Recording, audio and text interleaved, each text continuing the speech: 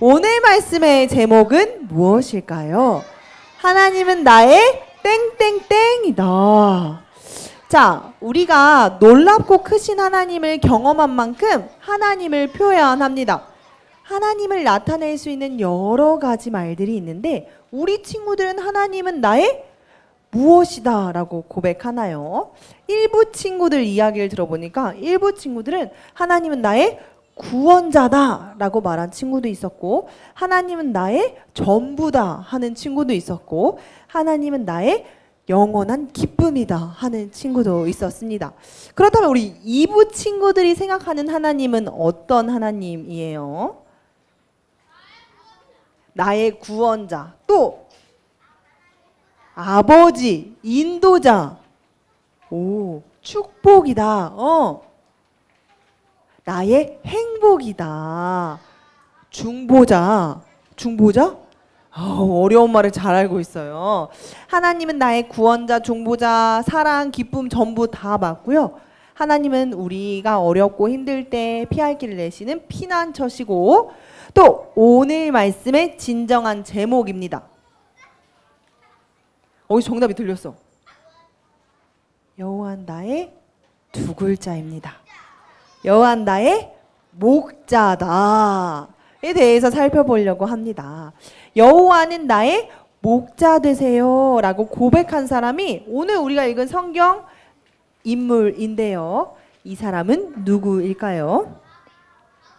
다윗입니다. 다윗은 이스라엘의 몇 번째 왕? 두 번째 왕으로, 왕으로서 시간이 조금 지난 후에 다윗이 자기가 살아온 삶을 돌아보며 하나님께 이렇게 고백했대요. 우리 친구들의 목소리를 읽어보겠습니다. 시작. 여호와는 나의 목자시니 내게 부족함이 없으리로다. 오늘 우리가 읽은 시편 23장은 다윗이 하나님 앞에 고백한 내용입니다. 여호와는 나의 목자시니 내게 부족함이 없으리로다 라고 고백했는데요. 자, 친구들, 여호와 하나님을 믿는 사람들에게는 부족함이 없이 갑자기 부자가 되고, 어렵고 힘든 일이 갑자기 다 없어지고 즐겁고 신나는 일만 가득할까요? 아니에요. 다윗의 삶만 봐도 알 수 있어요. 다윗은 왕으로 어린 시절 기름 부음 받았지만 다윗이 어떻게 살았는지 우리 친구들이 기억하나요? 자, 다윗은 하나님을 모욕하는 골리앗과 싸워서 이기기도 했고요. 다윗은 하나님을 사랑해서 했던 일들이 있었는데 누군가 다윗을 질투했어. 사울이 질투해서 사울이 죽으려고 쫓아오자 동굴에 숨어 살면서 배고프고 힘들고 춥고 외로운 시간을 보내기도 했어요. 그리고 또 이 다윗은 하나님께서 기름 부으신 그대로 하나님의 때가 되었을 때 무엇이 되었을까요? 왕이 되었고요. 왕이 된 다윗은 이제 모든 것을 다 누리며 살 줄 알았는데 하나님께서 다윗에게 은혜를 엄청 많이 부어주셔서 다윗과 다른 나라와 이스라엘과 다른 나라가 싸우면 무조건 이기게 하셨어요.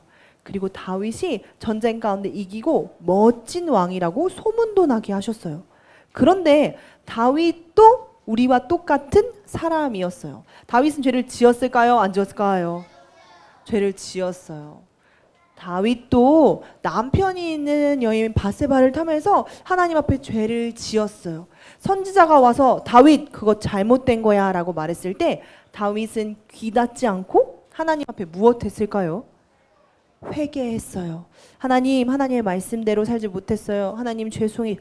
용서해 주세요 하고 기도했어요. 그리고 다윗은 그 죄 가운데 돌아서서 하나님의 뜻대로 살기를 다시 결심합니다. 하나님이 내가 하나님 말씀대로 살지 않았다고 해서 나한테 벌 주고 하나님 진짜 싫어 하고 도망간 게 아니고요. 다윗은 그 이후의 삶을 통해서도 어떻게 내가 하나님께 영광을 올려드릴 수 있을까 생각했어요. 그리고 다윗은 나는 이렇게 좋은 궁전에 사는데 하나님을 위한 이것을 만들어주고 싶다 생각했어요. 두 글자, 성전을 만들어 드리고 싶다고 고백했어요. 그리고 전쟁을 통해서 얻은 많은 하나님의 은혜로 받은 귀한 금, 은, 보석을 하나님의 성전을 짓는데 다 드렸어요. 기쁨으로 자원하는 마음으로 이 다윗은 자신이 갖고 있는 모든 것이 하나님께로부터 왔음을 기억하며 감사하며 이렇게 올려드렸습니다. 다윗의 이런 삶 가운데 우리가 보지 못하고 듣지 못하고 알지 못하는 부분들도 있지만 다윗은 평생 하나님을 의지하며 살았어요. 그리고 다윗이 할아버지가 됐을 때 하나님이 나의 삶을 이렇게 인도하셨구나 깨닫게 되었습니다. 그래서 다윗은 시편 23장에 이 내용의 글을 적은 거예요. 감사와 사랑과 신뢰의 말을 적었어요. 하나님 감사해요. 하나님 사랑해요. 어떠한 순간에도 함께 하신 하나님 신뢰해요 하고 하나님께 자신의 믿음을 고백했습니다. 자, 그런데 친구들 여기서 퀴즈. 다윗이 어린 시절 어떤 직업을 갖고 있었을까요? 양치기 두 글자. 목자였습니다. 다윗은 어린 시절 목자로 있으면서 자신이 키우는 양들을 잘 기르고 돌보고 보호하면서 양과 목자가 얼마나 가까운 사이인지 잘 알았어요. 양에겐 목자가 꼭 필요하고 목자는 양을 안전하게 보호한다는 사실을 잘 알았어요. 그래서 다윗이 여호와는 나의 목자시니 하고 고백했습니다. 자, 친구들, 목자가 돌보는 동물은 양입니다. 우리 집에 양 하면 생각나는 게 뭐가 있어요? 양고기 맛있죠. 떼? 야, 양떼? 늑대. 떼 얘기한 줄 알았어. 또 양털, 양꼬치. 벌써 먹었단 말이야? 양떼목장. 사람. 자, 전도환님보다 우리 친구들이 더 많은 것들을 생각하는 것 같아요. 전도환님은 양을 생각하면 하얗다, 귀엽다, 그리고 순하다, 깨끗하다 이렇게 생각했는데 저희는 느낌을 생각했다면 우리 친구들은 양 하면 생각나는 다른 단어들을 생각했네요. 진짜 양은 순하고 하얗고 귀엽고 깨끗할까? 라고 생각을 했는데 못생겼어? 지금부터 전하님이 따라라란 양에 대한 이야기를 해보려고 합니다. 자, 전도하님이 양떼 목장을 갔었는데요. 그때 양에게 냄새가 났을까요? 안 났을까요? 냄새가 났어요. 양은 진짜 순하고 차분할까요? 생각보다 성격이 있을까요? 생각보다 성격이 있더라고요. 양이 침을 막 뱉고요. 맛없는 건초 좀 뱉고요. 내가 생각한 양이 아니었어요. 자, 그런데 이 양에게는 다른 특징이 더 있대요. 이 양은 겉으로 보이는 모습 말고 이러한 특징을 가지고 있는데요. 첫 번째, 눈이 잘 안 보여요. 양은 시력이 좋지 않아요. 그래서 무언가를 잘 구분할 수 없대요. 근데 양은 시력이 안 좋은 대신 이게 발달했어요. 귀, 청각이 발달했어요. 이 양은 내 앞에 있는 게 정확히 뭔지 구분은 하지 못하지만 목소리나 소리를 듣고 누군지 구별할 수 있어요. 양은 그래서 잘 보이지 않지만 자신을 보호하고 인도하는 목자의 음성을 따라간대요. 그래서 양은 눈이 잘 안 보이기 때문에 위험한 동물이 와도 잘 몰라요. 분간을 잘 못합니다. 늑대가 와도 자기를 위협하는 다른 것들이 와도 잘 몰라요. 그리고 양은 눈이 안 좋아서 앞에 있는 양이 막 가다가 낭떠러지 삑 하고 떨어졌어. 그럼 뒤에 있는 양들 어떻게 해야 돼? 멈춰야 되는데 똑같이 따라서 삑 하고 떨어져 버린대요. 이 양들은 눈이 좋지 않아서 누군가의 보호가 반드시 필요해요. 그리고 또 양은요, 고집이 세대요. 그래서 훈련이 잘 안 된다고 해요. 양은 순하고 귀엽고 이런 줄 알았는데 고집도 세대. 그리고 마지막으로 양은요 잘 넘어지고 혼자 뒤집히면 혼자 못 일어난대요. 자, 양에게는 이러한 특징들이 있는데 눈이 잘 안 보이니까 어디로 가야 할지 잘 몰라요. 그래서 누가 필요할까요? 끝나고 물어봐 주세요. 그래서 뭐가 필요할까? 목자의 인도하심이 필요해요. 그리고 양은요 위험한 동물이 와도 잘 몰라요. 잘 속아요. 그래서 목자가 잘 보호해 주어야 해요. 그리고 고집이 세요. 훈련이 안 돼요. 근데 양들은 목자를 따라갈 때만 가장 좋은 풀, 가장 좋은 곳에서 쉬고 마시고 편하게 쉴 수 있어요. 잘 넘어지고 뒤집히면 혼자 못 일어나서 양이 이렇게 뒤집어져서 죽기도 한대요.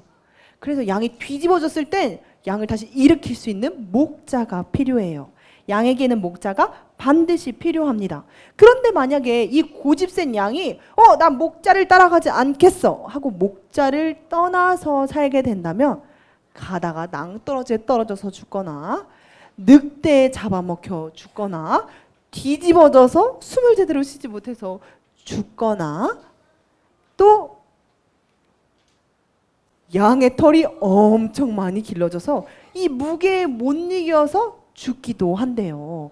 자, 양은 털이 빨리 자라기 때문에 때가 되면 털을 밀어줘야 하는데 난 싫어 난 싫어 목자의 보호하심과 돌보심을 거부한 양은 이렇게 된대요. 이 양의 무게만 30kg, 40kg가 되고요. 이 양은 제대로 못 움직이고 보이지도 않으니까 힘들어해요. 양털을 벗기면 양은 쪼꼬매져요. 말라 있어요. 이 양이라는 동물에겐 반드시 누가 필요하다고요, 친구들? 목자가 필요해요. 이 양이 보지 못하니까 목자의 음성을 듣고 잘 따라가야 해요. 이 양이 목자를 따라가듯이 다윗은 하나님을 자신의 목자라고 고백했어요.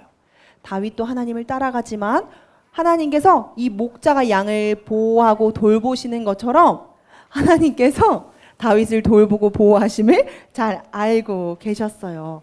그리고 예수님도 우리의 목자가 되어주신다고 하셨어요.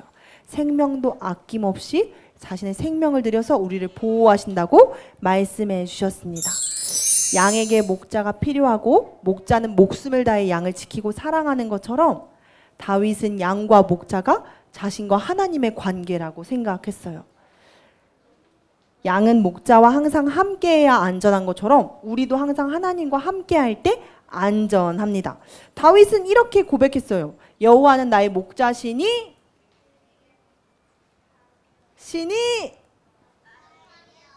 나에게 부족함이 없습니다. 모든 것이 다 채워져서 부족함이 없습니다가 아니라 완벽하신 하나님께서 인도하시는 그 길을 따라갈 때 이렇게 고백하는 거예요. 우리 지금 다 함께 읽어보겠습니다. 시작. 하나님의 은혜가 내게 충만합니다. 눈에 보이는 것들이 나에게 없을지라도 하나님 은혜가 나에게 충만합니다 하고 고백한 거예요. 우리 다윗이 고백했던 것처럼 목자가 양과 함께하는 것처럼 하나님이 다윗과 함께했던 것처럼 하나님이 우리 친구들과도 함께 하세요. 하나님이 우리 친구들에게 해주시는 게 많이 있지만 우리 친구들이 기억해야 할 게 두 가지가 있어요. 저는 따라해 보겠습니다. 저는 퀴즈를 내겠어요. 자, 손 모양도 같이. 인도하심. 어디로 가야 할지 안내해 주시고 인도해 주세요. 두 번째는 함께하심. 하나님께서는 언제나 함께 하세요. 다윗이 혼자 있다고 느꼈을 때도 외롭다고 느꼈을 때도 버려졌다고 느꼈을 때도 하나님은 다윗과 함께 하셨어요. 이런 하나님을 다윗은 알았기 때문에 이렇게 기쁨의 고백을 올려드렸던 거예요. 우리가 완벽하지 않아도 하나님께서 함께 하시기 때문에 우리는 부족함도 없고요. 두려움도 없어요. 우리 친구들도 일주일 동안 함께 하신 하나님을 기억하면서 이렇게 고백했으면 좋겠어요. 다 같이 고백해 보겠습니다. 시작. 하나님이 나의 목자예요. 난 부족함도 없고 두려움도 없어요. 자, 지금 양은 눈 대신 뭐가 발달했다고 했지? 귀. 목자의 음성을 알아듣고 따라가요. 이상한 목소리는 따라갈까 안 따라갈까? 안 따라갈까? 그러면 우리는 예수님의 음성을 듣고 따라가는 사람이에요. 우리를 유혹해서 야야야야 주일날 예배 가지 말고 키즈카페 가자. 주일날 예배 가지 말고 우리 놀러 가자. 이렇게 우리에게 말할 때 우리 흔들리면 될까요? 안 될까요? 안 돼요. 우리 친구들도 양들이 목자의 음성만 따라가는 것처럼 하나님의 음성만 듣고 따라가는 우리 친구들이 되었으면 좋겠습니다.